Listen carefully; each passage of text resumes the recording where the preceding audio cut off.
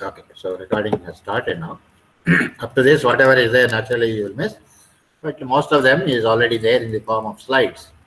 So only explanation part, you are going to miss that. It's okay. Let's move on. Any questions so far? Are you in sync with me? Are you able to see the screen properly, fonts and all that? Yes, sir.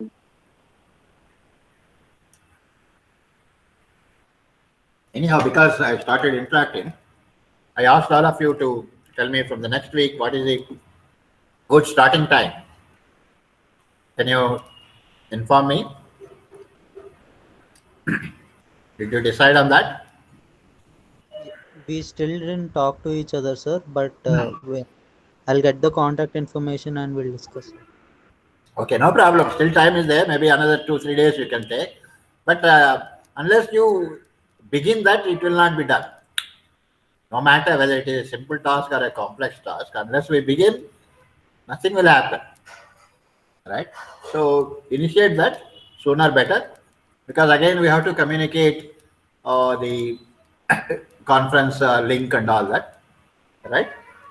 Continue doing that. Already I gave a hint, in fact, preferably to complete everything by 9 o'clock.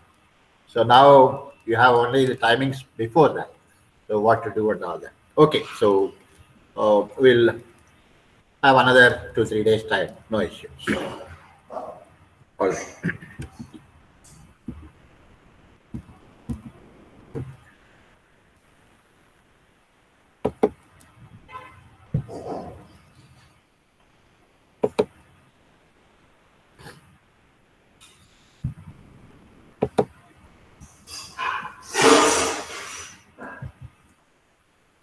So that's the system call implementation. Every system call is mapped to a number, and that number is going to be indirectly used about how to call that and so on. So theoretical explanation is given. The same thing is explained given in the diagrammatic approach here. If you take a look at it, our explanation now, user application is running. While running it, it's invoking a system call like open system call. And all your user code is normally going to be executed in the user mode. There are two modes, user mode and kernel mode. In the user mode, all your user instructions or statements are going to be executed. Whenever there is a requirement to get a service from the operating system, then it switches from the user mode to the kernel mode, so that it can actually access all these OS data structures and all that. They can be accessed only when you are in the kernel mode. So this is switching will naturally happen whenever you make a call onto a system call. So you don't have to do anything, you switch there and all that. So the operating system will take care of it. So the moment open system call happens, then here you have the OS support. Then as we said, it maintains a table of numbers. So open is indexed to one number, like I, some number I here, right? So then whatever address that is available here, an address will be there here in fact. So the CPU will jump to this particular address, whatever address is there here as a part of it. And the code will be available here. You run all these instructions and so on. Naturally, the moment you are executing one after another and so on, after some time, this system call is going to end. And that's going to end by having a call onto return statement. Right? Return. This return will take you back to the, again, back to the calling place. So this return is taking you back, and in the process it again switches from kernel mode back to the user mode and take the value into your program and continue that. So this is how any system call implementation is going to happen internally as a part of it. Just to have an idea, this diagram is going to help you.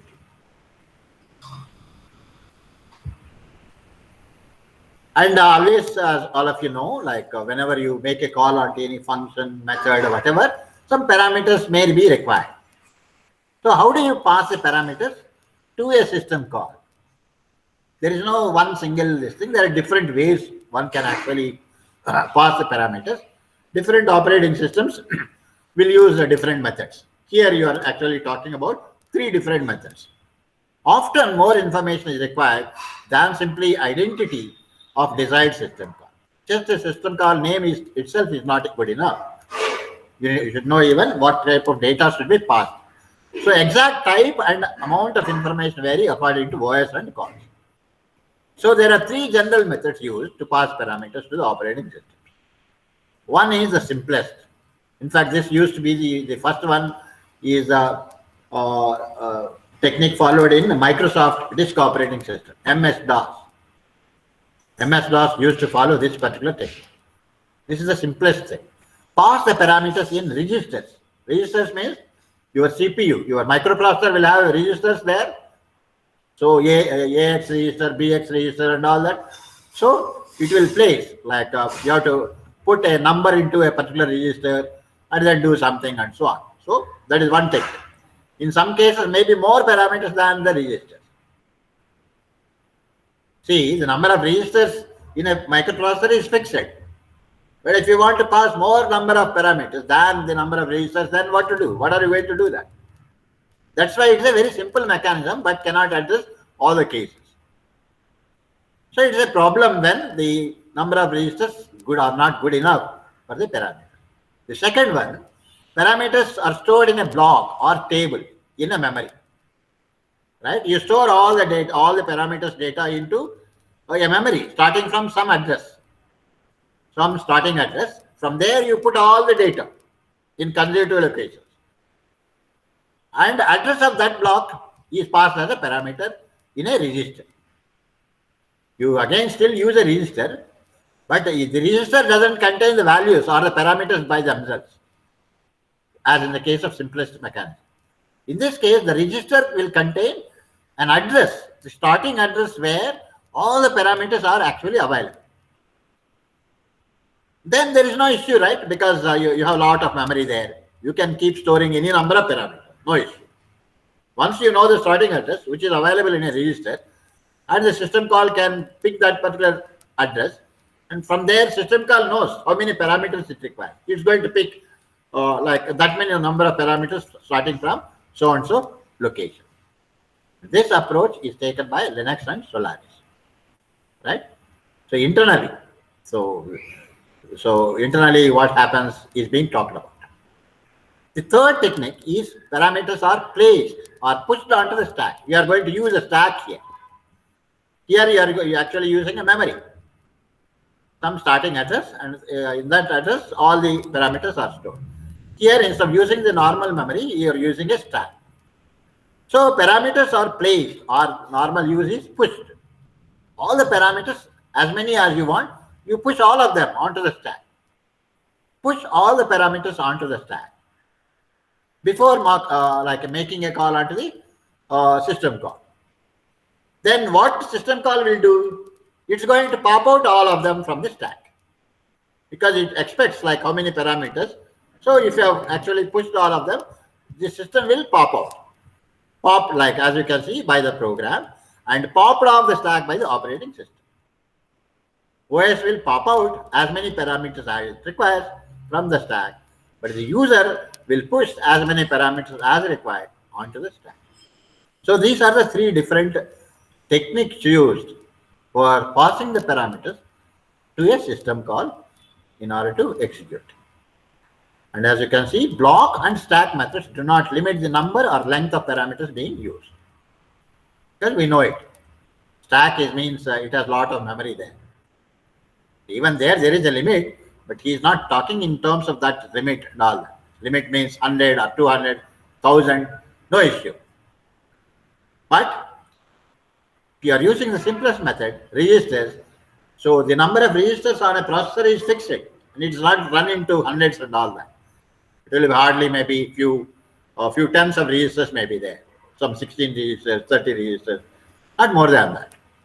So if you want to pass more number of parameters than that, then it will fail. So that's why block and stack methods are more popular.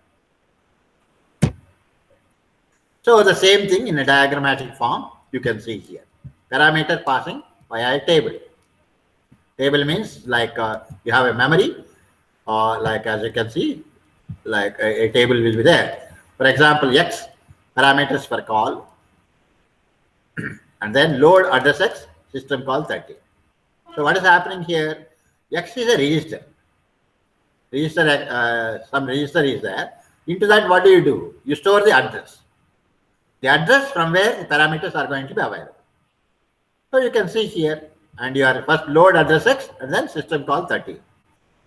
So code for system call 30. Use parameters from table X. Right? Somewhere table X can be there and all that. So it is some diagrammatic representation. Now the classification of system calls. Classification of system calls. What are the various services it provides? What are the likely general names? These names are general names, not with respect to any specific operating system. That's why they are highly generic.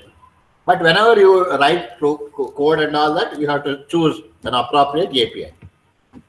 Right? So process control. Process control means you want to create a new process. You want to run a program. That kind of stuff. Or you want to terminate a program. All that kind of stuff come under process control. You can see here, create a process. You want to terminate a process. You want to end or abort a process. Abnormally kind of thing. You want to load another program into a process and then execute. And you want to monitor the process, how things are going and all that. So you have various get process attributes and set process attributes. For example, you want to limit the process to take not more than 100 kilobytes of memory space. So you should be able to limit all of them, set and get. And you want controls to wait for a certain time and then continue the execution. Wait for events, right? You want more memory space, allocate and free memory. Dump memory if an error is there, so that you can examine the dumped memory instructions, why the system failed, that kind of stuff. Right? Debugger for determining bugs, single step execution. Logs for managing access to shared data and all. So these are the various types of system calls related to the process that normally many operating systems provide. Similarly, file management. Create a file, you want to delete a file, you want to open. See, all these things are the little services. There won't be any service like you copy this file to this file. That system support it doesn't. Instead, it provides a mechanism for opening a file and later reading a file. So all those things you have to do in order to actually write a useful system program. You have to repeatedly use those things to achieve certain things.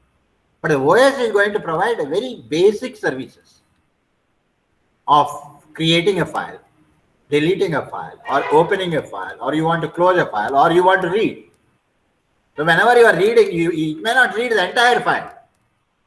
It may read only like a single character if you want, or read 10 characters. So like that several times you can. So all that kind of stuff. So read from something. Similarly, write, reposition, right? So your read write head, you want to reposition onto the file so that you want to go back and start reading. Or you want to jump a few bytes and then start reading from there. So all that kind of repositioning. Normally you call it a seek here. Seek is a general use. Get and set file attributes, right? So various, what is the date on which the file is created? What is the file size? Who is the owner of this particular file? All those things are the attributes of the file. This is related to file management. File is indirectly, you are talking about secondary storage. Your disk, on the disk, how to handle that and so on. One device here, file management, you are talking about disk device most of the times. Similarly, other devices. How are you going to manage other devices other than the secondary storage? For them, again, you require a number of services. So request a device to be used or release the device back to the operating system so that it can allocate that device to other users. You want to read from that device if the device happens to be input device. If it is an output device, probably you want to write something onto that. Similarly, again, reposition or seeking. Get again device attributes, set device attributes. As you can see, you will see most of them here also, except that here file like thing we use, here you use device, right? So logically attached or detached devices. So all those related stuff. Information maintenance on the system you want to, because every computer system must know what is the date and time kind of thing, right? So those details, it maintains one device. There will be a device for this clock, right? Your computer will have a clock device internally. So which is going to tick every so many millisecond once, that kind of stuff. It is built by using your quartz kind of mechanism. At a very high frequency, it will be ticking, using which you can calculate the time and date. Get system data and set system data. System data includes how much physical memory you have, so how many disk devices are connected, what is the capacity of each disk. Such kind of system data you can actually get to know. Information details. Get and set process, right? You want to start a process or whatever. Similarly, file or device attributes, right? There is details you want to capture. So you require some services or system calls, and they are coming under or categorized under information maintenance. Similarly, communications. Create or delete the communication connection. You want to establish a connection or open a connection. Close the connection at the end, right? So after establishing a connection, you can send and receive messages. So you have send and receive messages, right? And mostly client-server model. So you require two processes, right, for communication to happen. Inter-process communication, IPC, client and server. So both of them are going to exchange the messages, right? So the other one is by using other like IPC mechanisms like shared memory and all that. So three different types there: shared memory, and then you have message queues,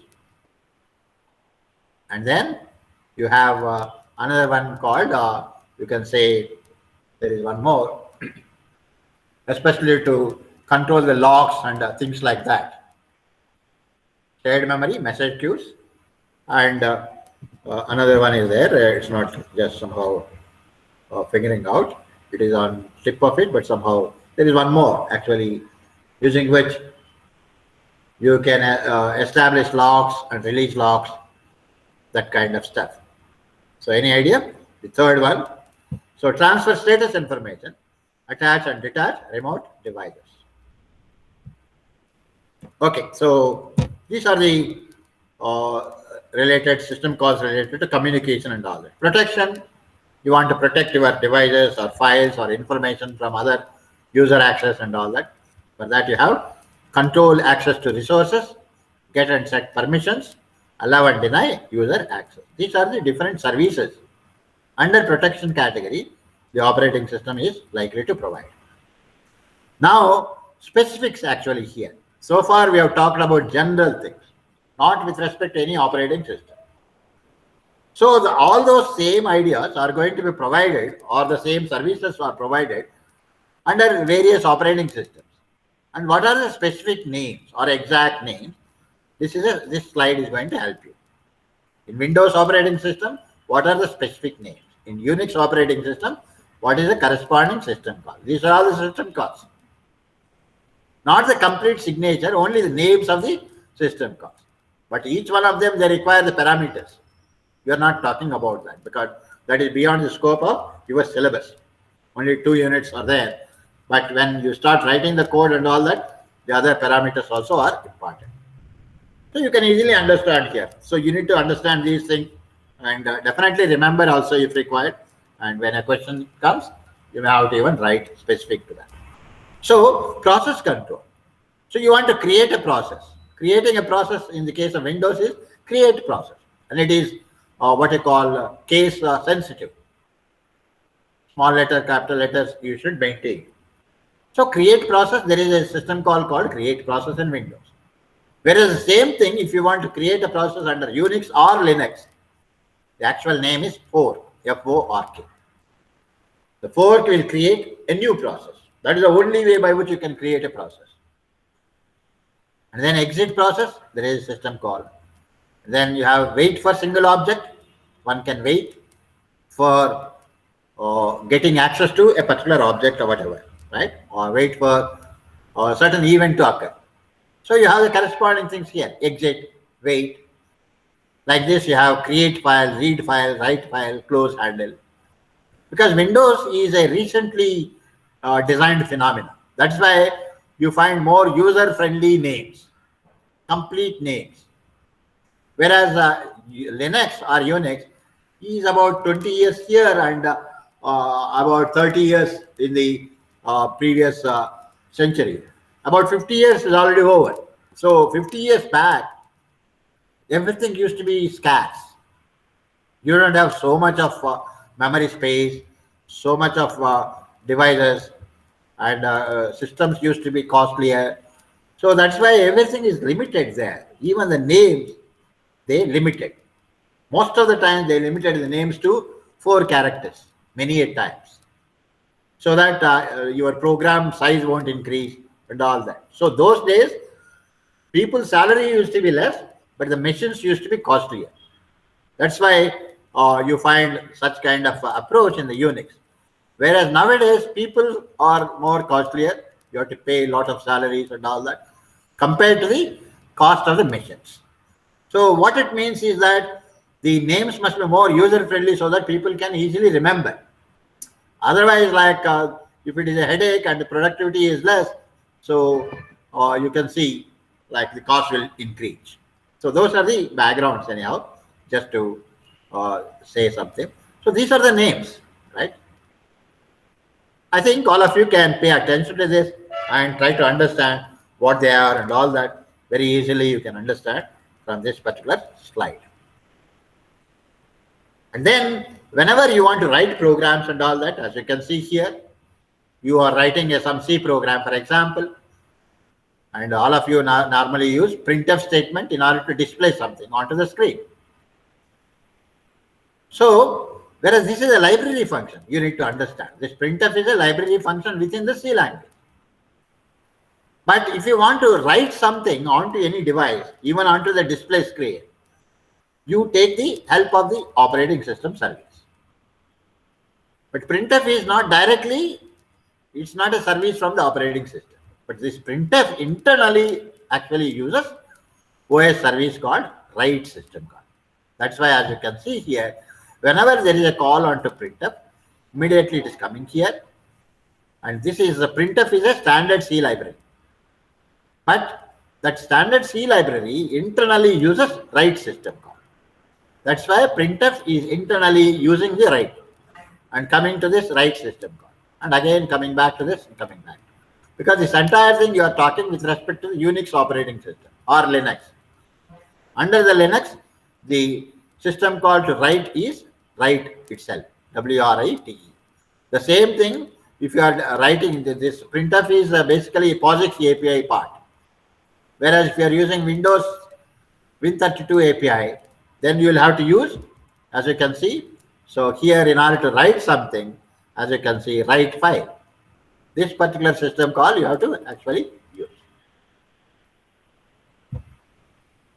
So all your library calls internally make use of system call services. That you need to understand. And printf is executed under the user mode, whereas the write is actually invoked under the kernel mode. These things you need to slowly understand. Now, one example of very basic primitive operating system called MS-DOS. Full form is Microsoft Disk Operating System. It doesn't mean that it only provides disk services, because the services that are provided under Microsoft, if you count all the services, most of the services are come under or deal under disk actually.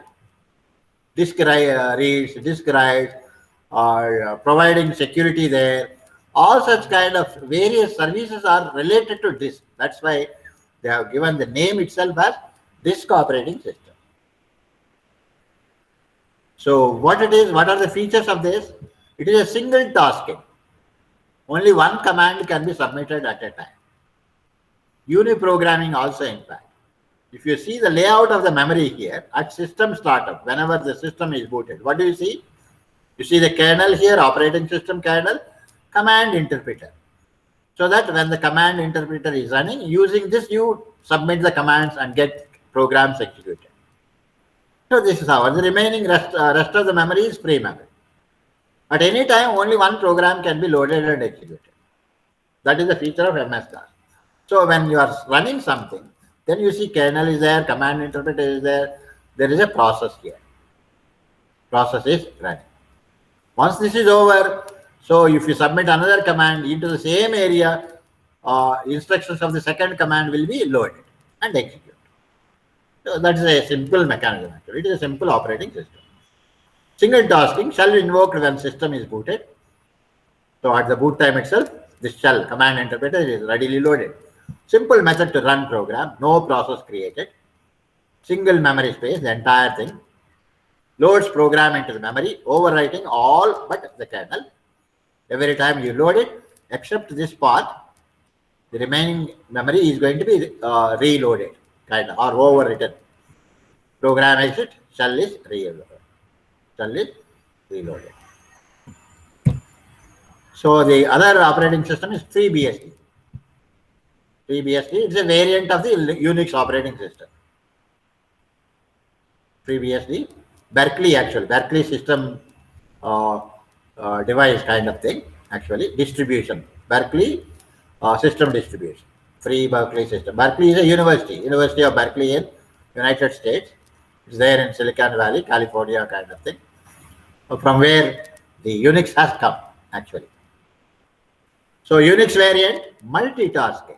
You can submit multiple programs, load multiple programs into memory.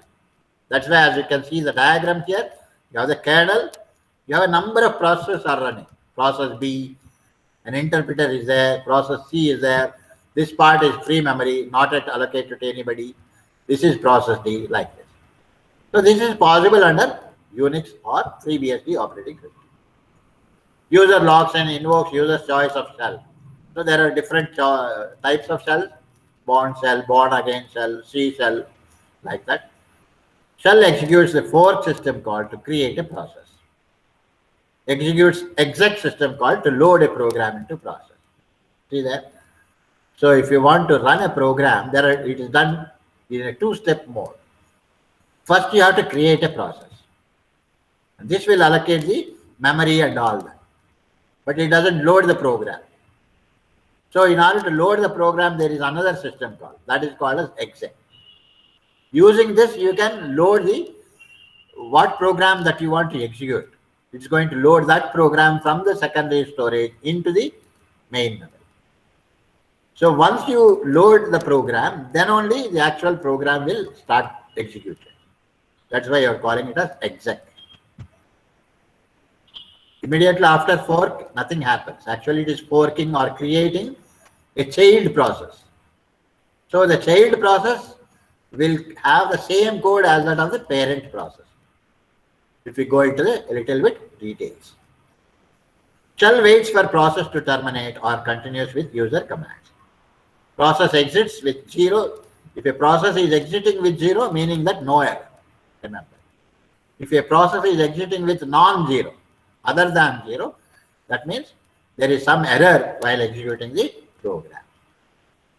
So this is how the FreeBSD is structured, to load multiple programs and to know whether any error occurs, not occurs, all that. And then system programs. System programs means, as you know, programs that internally use a system calls and when executed will achieve certain result. End users normally can execute the programs, system programs. System programs provide a convenient environment for program development and execution. They can be divided into, again, so many categories. As many categories as you have in system call, you will find that many number of categories under system programs also. File manipulation, status information, language support, loading and execution, communication services, background services, application programs, like this, as many as you have corresponding.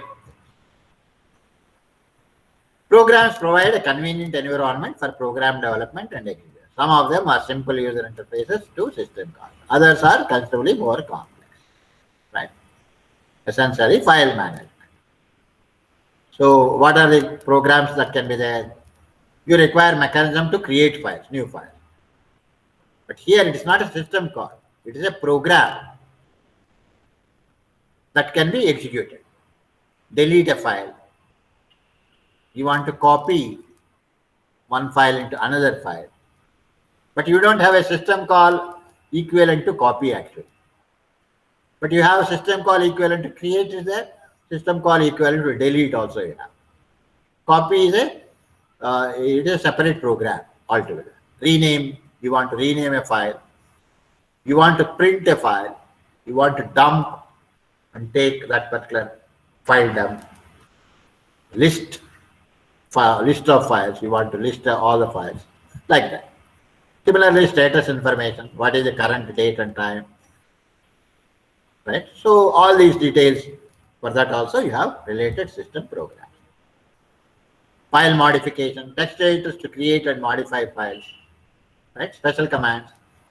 So you require compilers, assemblers, all that, right? To development environment and all that. Communication purposes, as you can see, you require mechanisms to browse files, internet browser or Chrome or whatever, or sending emails. So all those related stuff you can easily understand. You can read and understand these things. Background services. You see, all these programs, whatever we are talking about, user is going to submit and then get the related data. But there may be certain services that should come up along with the operating system. When you start up your computer, it should like execute certain programs because the programs that are required every time the system comes up. Those things are called as background services. Those things are called as background services. The services that are to come up along with the operating system. And they should be there as long as the operating system is there. That kind of stuff. For example, your web server. So whenever your system comes up, your web server will give services to the end users, to browse the files and all that. Similarly, database servers. Like that, various software services can be offered in the background. So those things are sometimes called as actually daemon programs, which are going to be there always, right? So such services are called as background services. Similarly, application programs run by the users and all that. So you can easily understand what they are all as a part of it. So operating system design and implementation, what are the goals and all that? I think you can easily understand. I don't have to simply read out all these things. So implementation, like here you can see. So early days operating systems used to be written by using assembly language kind of thing, right? It is a very a tough task. Only selected people can do that kind of work and all that. So, but there was no other way other than that in the early days of operating system implementations. Later, when the Unix has come actually, they thought about why to do everything in assembly language. Only very core minimum is going to be done in assembly language, but the rest of it is going to be done in some high level language. And they have used C language as a language. That's why, because it is used for designing systems, operating systems. That is why C language is called a systems language. It is called a systems programming language. Early days, other languages also used. Algol is one language, popular language. PL1 also is another language. So people used to develop operating systems using these languages in the early days. But now, most of them are developed using C or C++. Including, like for example, your Windows operating system is developed by using C++, object-oriented language feature. Whereas Linux and Unix, they are actually using C language as a part of it. And ultimately, remember, as we can see, operating system, in order to implement it, they use a mix of languages. A part of that is going to be done using assembly language, and then the rest of it is going to be done by using C language. And many more are going to happen by using other languages like this. Especially when you use assembly language, things can be faster. When you use a high level language, because of not so close to the processor and all that, it takes a little bit more time, a little bit slower when you develop using higher level languages. That's what is being talked about, slower time. So these are the various things like operating system structures. What are the models by which people actually use? Simple structure is MS-DOS. More complex is Unix. There is another model called layered model. You develop like you have the hardware at the core. Maybe you call it as layer 0, and then layer 1, which will make use of the hardware, and layer 2, which will make use of layer 1 features and then extend or add some more features there and all that. So that is called as layered abstraction. The other one is microkernel. First decide what is the basic kernel services that are required. Keep them as minimum as possible. So wherever possible, try to categorize a service to be outside the kernel. Absolutely necessary only you include them. That is called a microkernel approach, which is done in MAP. All the other services are developed outside the kernel. Right? So that approach is another one. Simple MS-DOS diagrammatic approach, as you can see here, you can see ROM BIOS device drivers. This is the whenever you boot up, right? Whenever you boot your this thing. So first ROM, basic input output system, BIOS means. Right? Read only memory, BIOS device drivers. First they are going to be loaded, and then MS-DOS device drivers will be loaded, and then the resident system program, and then the application program. This is how various things are loaded when you switch on the system, right? How the system is slowly coming up and start giving all the services. Whereas Unix is not so simple structure as being talked about. You have the kernel and so many services that are actually provided as a part of it. Limited by hardware functionality, original Unix operating system had limited structuring. Unix OS consists of two separable parts, system programs and the kernel. Kernel is the actual basic essential thing. System programs, so many. You can always extend or expand all that. So the diagram is going to be like this, corresponding diagram. So naturally at the lowest level, you will find device drivers, controllers. Those are the vocabulary that you use. Microcontroller kind of thing, right? So device controllers, we call them. So you can see at the hardware level, you have terminal controllers. Terminals behave in one sense. That's why you have separate controllers for them. Whereas the device controllers, all the other devices, there may be some common things, including disks and tapes. Memory controllers, physical memory. Controllers means basically like this, it is a software that is used to access the corresponding device, as simple as that. So popular controllers are physical memory, how to access that, memory controllers we call them, disks and tapes, device controllers, and then terminal controllers. On top of it, you have kernel interface to the hardware, various things. And then the kernel contains all these things. You have signal handling mechanisms, character IO devices, file system handling, demand like here, demand paging, virtual memory, CPU scheduling, swapping, right? So blocks from one main memory to secondary storage to main memory. So all of them are actually available here. Thing about that, you have the development environment. Shells, commands, compilers, interpreters, system library, and the users. So this is the Unix system architecture, but it is not so simple, but not fully layered. It's not a layered architecture. Right? Layered means you can see here, this is the approach. Layer 0 is the hardware. Layer 1, you provide basic minimum services. Using these services, you design the layer 2 and add some more functionality on top of it. and then use layer 2 completely, and then adds few more facilities and call it as layer 3. So this is a multi-layer approach operating systems. It is called as modular and all that.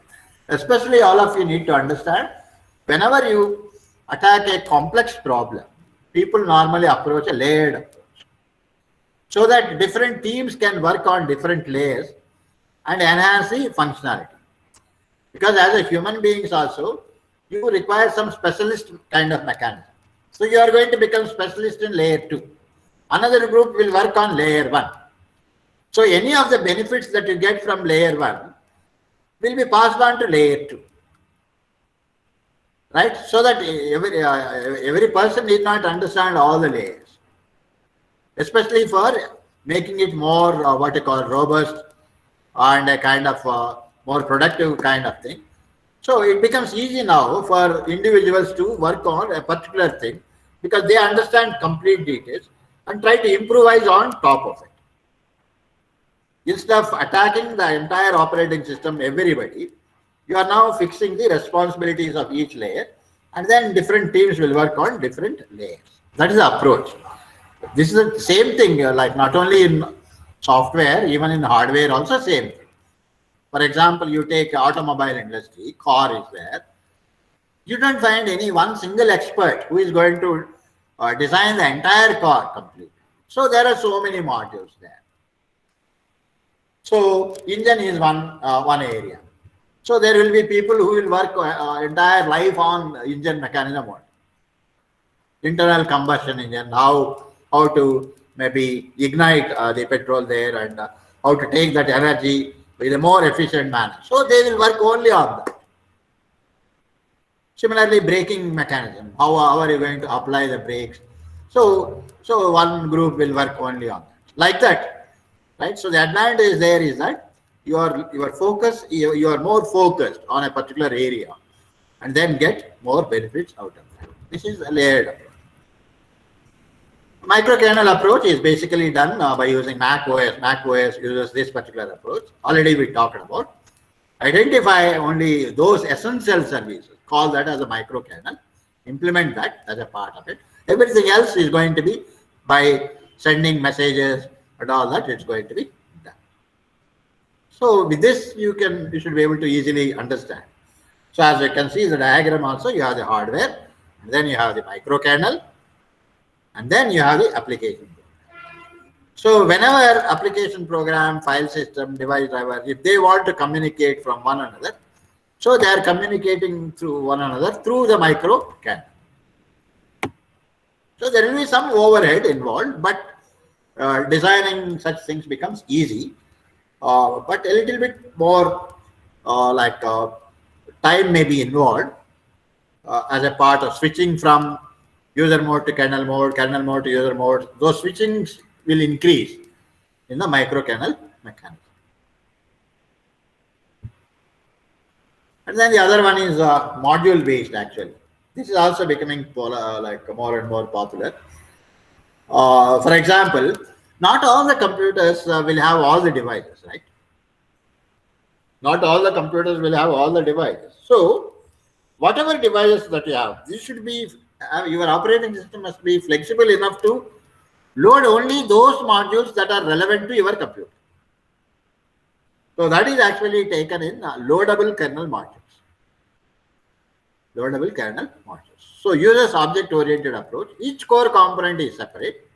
Each talks to the other over known interfaces. Each is loadable as needed within the kernel. Right? Over all similar to layers, but with more flexible. Linux and Solaris uses this particular loadable kernel modules. So this is the Solaris, how it is. There is a core kernel, and these things can always be loaded. Again, what is the advantage here? So the advantage here is that certain people can now work on file system only. They don't have to work on the complete operating system. Work only on file system and provide a different module. So right now something is there. A new team has come and they have really come out with a totally different file system. So this core Solaris kernel module can take that particular file system module and then be more efficient.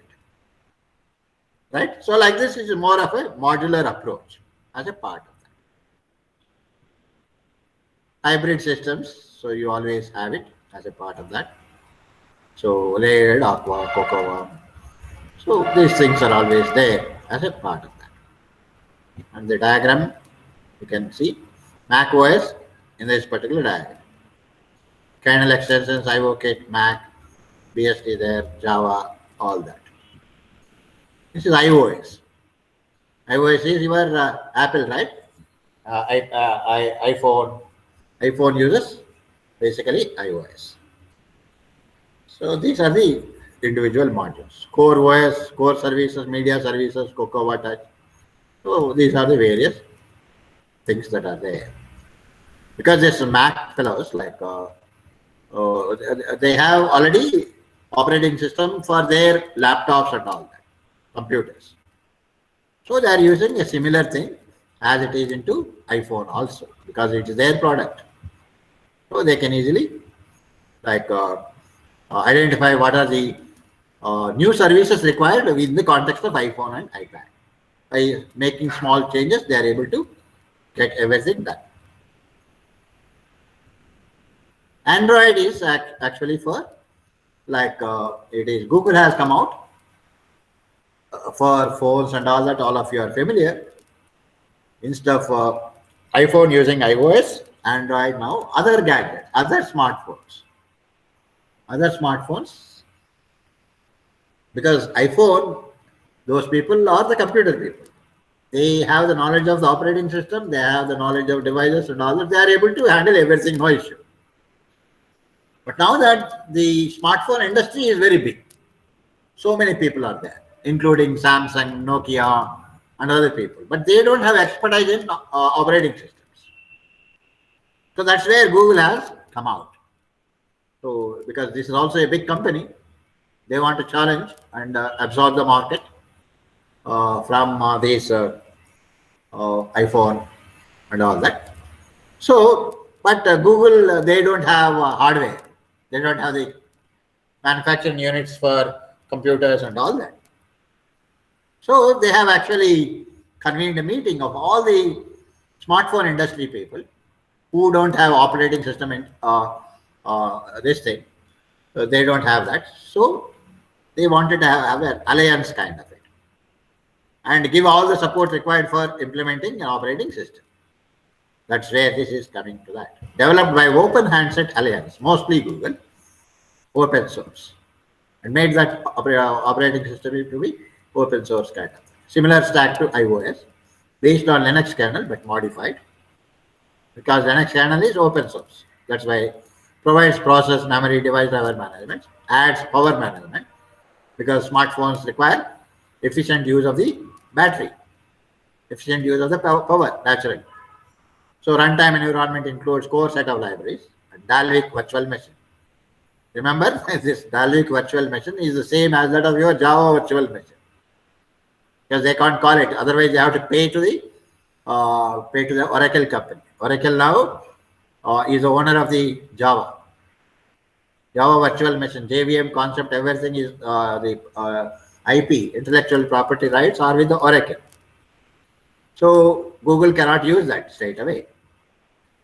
But they have used the same ideas and concepts and call it as Dalvik virtual machine, exactly similar to that of your Java virtual machine. A lot of fights in the what it is in the judiciary and all that. So ultimately they have settled there anyhow. So apps developed in Java plus Android API. Java class files compiled to Java bytecode, then translated to executable, then that runs in Dalvik virtual machine. Libraries include frameworks for web browser, database is SQLite, multimedia, smaller, libc libraries and all that.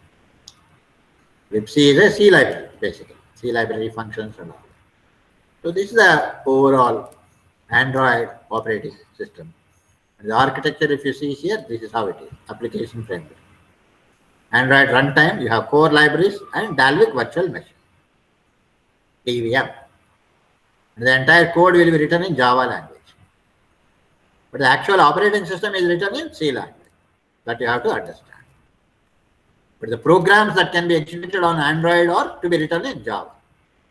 Because they will be executed not on the processor directly, but they will be executed on the Dalvik virtual machine.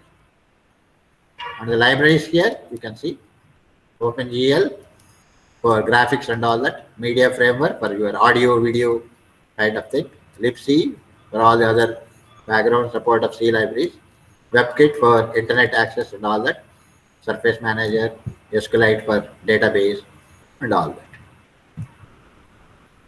So debugging purposes, you require single step execution and all that. Some support is required. So that is also very much available there as a part of that. And performance tuning so that efficiency is going to be better and all that. You have some tools are there. Top is one such tool, which is going to display all the programs that are taking more resources. And then you can take some steps to, like, you can identify what are the processes that are taking a lot of resources and all that. And performance tuning. Dtrace is another command using which you can trace your program execution, find out where exactly more time is happening so that you can increase the efficiency of that. Those things are possible.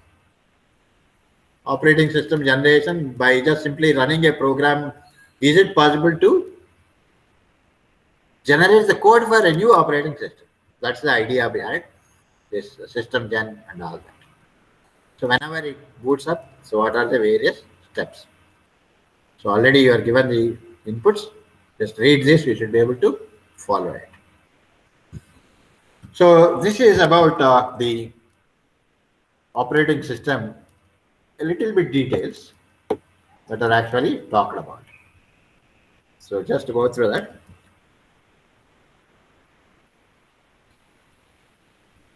Okay, so you are already going through some exercise of contacting people talking about. So number of students are also reduced today. Slowly, it's up to you. No issue. You have all the democratic, what you call support, where it is at liberty. So ultimately, you have to be responsible to yourself. That's the mode in which educational institutions are running. You must understand your limitations. You must understand the responsibility. Take charge of yourself. But if you continue doing like this, as in the case of first mid, it will be very difficult to clear the exam. So my request to all of you is that start reading. Unless you enhance your performance, it will be very difficult. All right. So if there are any questions on today's talk, we can. Otherwise, slowly we can close the session. And by next week, maybe another 2-3 days time, I should know the timings, and the modified link will be sent to you later on. Okay.